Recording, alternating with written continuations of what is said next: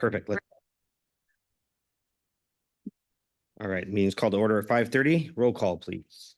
Yes, Director Clark, Here. Director Costa, Here? Director Gould. Here. Thank you. Director Sailors is absent this evening, so we have our alternate who was good enough to show at this 5:30 meeting, Director Gould. Thank you. Appointed alternate. We have a quorum. Yeah, an appointed alternate. All right, thank you. Now is public opportunity to discuss matters of public interest within the committee's scope, including items on or not on the agenda. Do we have any speakers? I have no speaker cards for this meeting and no hands raised online. Thank you. No public comments. Thank you. On to consent agenda. Motion to move. All right, we got a first. We have a second. Second. First and second, roll call. Director Clark. Aye. Director Costa. Aye. Director Gould. Aye. Thank you. Motion passes. All right, thank you. So we have two presentation items tonight. The first one, Administrative Policy 02.020.05, Reinstatement Hire Policy. We have Leslie Miller, HR Analyst. Good evening. Good evening. Okay, so reinstatement rehire policy is the first policy that we'll talk about. This is administrative policy. I worked with EMS Captain Jim Ellis, who's provided the edits.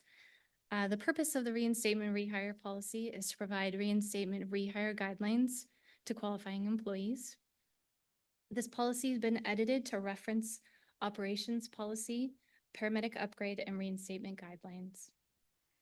This policy establishes guidelines for employees requesting to upgrade or reinstate as practicing paramedics.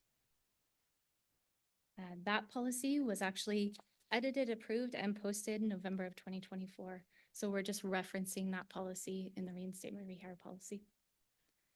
In addition, language was added regarding probationary task book completion, which is just the tool used during completion of an employee's probationary period to verify that the employee's performance meets requirements of the position. This added language just allows the district to know if the employee is in need of a new task book. So minimal edits to this policy, just referencing those two things. Very good, thank you. Any questions? Director Gould. In my perusal of said policy, if you'd go with me to policy number or the sub number 6, if you might. Okay. You there?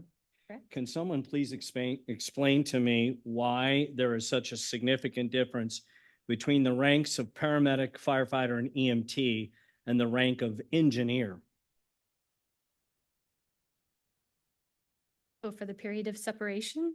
Yes. Why is it that a paramedic needs to be on probation for a year and an engineer is 6 months? Where's the justification behind those positions? It takes an incredible, now I'll grant you, I have significant bias to the paramedic, but I do not understand the justification behind saying a paramedic who wants to be reinstated needs to suffer through 6 months or 12 months of reinstatement. An engineer who wants the same exact offering has to go, only goes through it 6 months. Please explain to me why there's such a significant difference between those two. We've separated out from a promotional rank, but I'll have to get back to you with an answer Thank you. with that. I very Absolutely. much think this is quasi-offensive to the paramedics that we have working in the field, to the people who go through that level of education. I don't know how long it takes to become an engineer. I'm assuming it's far less than 18 months that the typical paramedic has to go through. So I would just wonder what the justification behind that is. The second part of this, every time we mention the word paramedic, if you're going to capitalize it throughout the document, very much like you do when you have other ranks like chief, captain, those kinds of things. If we're going to do that for other ranks in our organization, then let's not lowercase that word, because again, it's somewhat offensive to those in the field who are working their butt offs every day. Not that others aren't, but let's put it all on the same level. And so when I see paramedic not capitalized, it kind of sends the message of like, you're a little bit less. And I take offense to that. Good. Okay. Absolutely. So that's what I got in my short time of reading, is some of those things are just something we should avoid. I think if we're going to identify a rank in our institution, we capitalize them all. They're equally important in the function of this organization. And I just would like to hear why it is that a paramedic needs to go through that process for a year, and an engineer asking for the exact same offering is only 6 months. It doesn't make sense to me when I know both are super important. That's not at all the basis for the argument. I would just like to know the justification of the difference. And I believe the reference back to that is correct. We'll look at both of those, Director, and Okay. investigate on both of those. I think this ties into another policy, and we'll have to Probably have a does. conversation with labor because they're the engineer, captain, battalion chief promotional opportunity, not reinstatement, but promotional probation is 6 months compared to a new hire firefighter, paramedics, they go through a year of probation. So we'll have to check on that. I understand fully your concern. We'll look into that and get an answer back to Okay. you. Thank you. I just want to make sure it's not tying in and crossing two different policies Right. that now will contradict. Well, and I hope that if it does, we change another policy, because again, it gets back to the can a paramedic also then advance in their rank. Obviously not super paramedic or whatever, but I get the point, but I guess you kind of going after is, let's not do that to the men and women out there that see that Totally see language. what your concern is and Yeah. agree. Yeah, we'll look Thank- into it. Thank you very much. Thank you, ma'am. That's Any it. questions? No. All right, Okay, thank you. thank you. All right, so next policy is a Public Records Act policy. This is also an administrative. I did meet with admin specialist Carmen Delgado and then board clerk Marnie Ritberg on this policy. Marnie is our public records designee, so process was. The current policy that we have in place was actually written in 1991, in 1993. So we actually wrote a full new policy. So there was a need, so we did it. This is a employee-facing policy. The purpose of this policy is to ensure that district employees understand their responsibilities in responding to public records requests. It establishes a standardized process for handling requests efficiently and in accordance with law.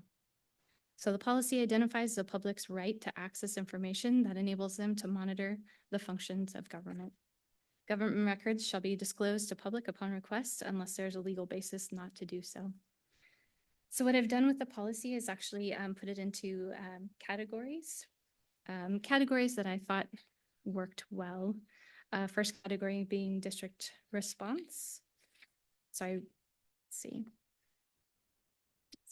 Right to access, timely response, format of records, exemptions and redactions, fees for copies, employee responsibility, and then retention of records.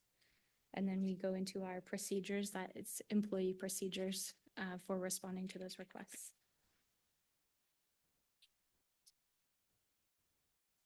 Any questions from the committee? Please, and then I'll follow you. Director Gould.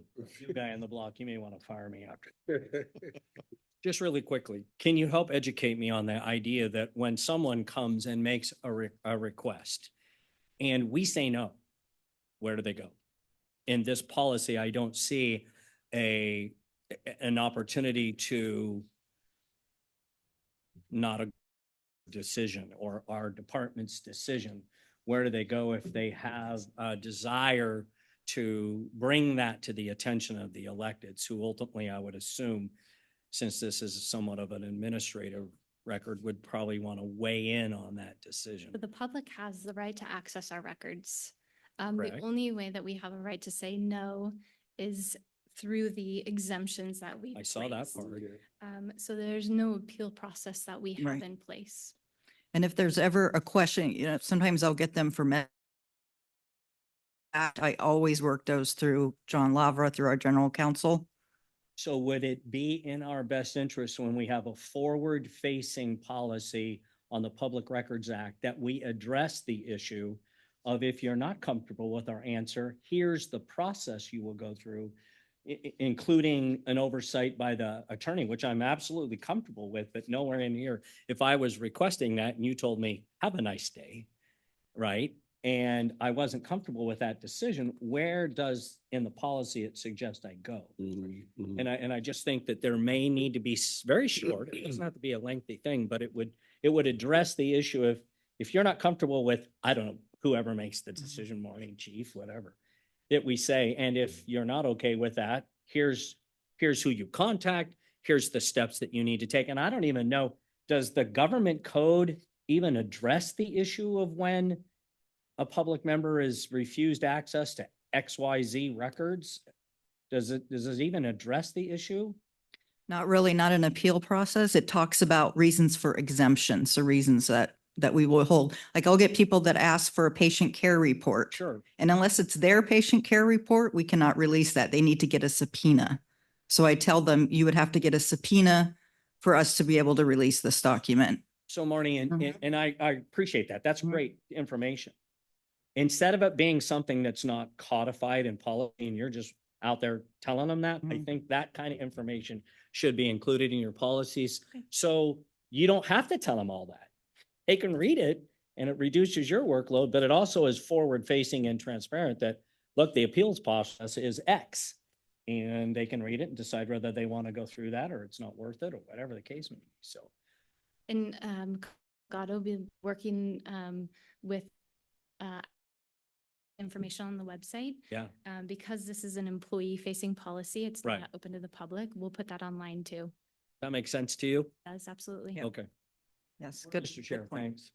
Yeah, how busy are you, is that department? I mean, So- yeah. Marnie actually is the Yeah. one that handles all Yeah, how PRAs, busy- so. I mean, how busy are we with, It's constant. I get them every day. okay, Sometimes I get 5 a day, sometimes I get 1 a day, sometimes I'll get 8 a day, just depends. And it always picks up, Is it mostly attorneys, Marnie? there are there attorneys, but representatives? a lot of times it's the person, the house fire and they want their report. Okay. Or they want purchasing records. I mean, it's all sorts of things. See, given the volume, Mr. Chair, I think it's in our best interest to have something that talks about, if they're not happy with what, Marty said, Right. here's where you Yeah. go next. yeah. I think that's a great call out. Thank you, Director Gould. And Leslie, you capture that? So we can Yes, have a report out. absolutely. We'll, Thank you. we'll bring that back to the next policy committee. You're probably happy this is the last one and I don't come here much. Oh, fresh out.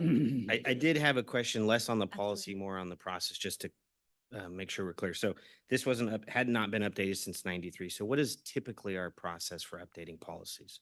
The timeline? Absolutely. Good question. Thank you. Annually, I email all division managers and the respective division chiefs, deputy chiefs. And I provide them all the tools to review and update all policies. Our requirement is every 5 years. This specific policy, Carmen actually identified that there was a desperate need to get this updated, so. Yeah. Perfect. Thank you very much. Thank you. So as far as action items, we have one and you'll come back at the next policy committee. Absolutely. update. Very good. Thank you, Leslie. All right, so both of those were information only. So that brings us to the end of the agenda. Our next meeting is scheduled for June 12th. Meeting adjourned. Thank you. Thank you.